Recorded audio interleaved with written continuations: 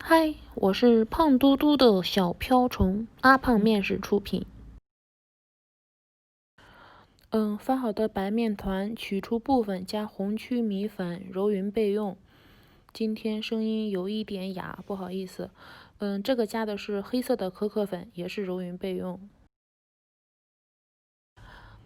接下来呢就是揉面，揉面呢一定要排干净空气，这样蒸出的馒头，它的表皮才是光滑的。做给小朋友吃的话，里面可以包进豆沙、奶黄馅儿等。接下来呢就是搓一个圆溜溜的小馒头剂子。阿胖面食出品哦。压出红色的圆片，然后再压出黑色的圆片，切去一刀，做小瓢虫的翅膀，蘸一点清水沾上去，然后再沾上头部。红豆做眼睛，沾上七星，小瓢虫就做好了。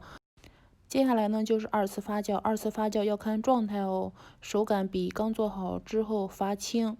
然后冷水上锅，开中小火，关火之后要等7-8分钟再去揭锅盖。阿胖面食出品，喜欢就点个赞，谢谢。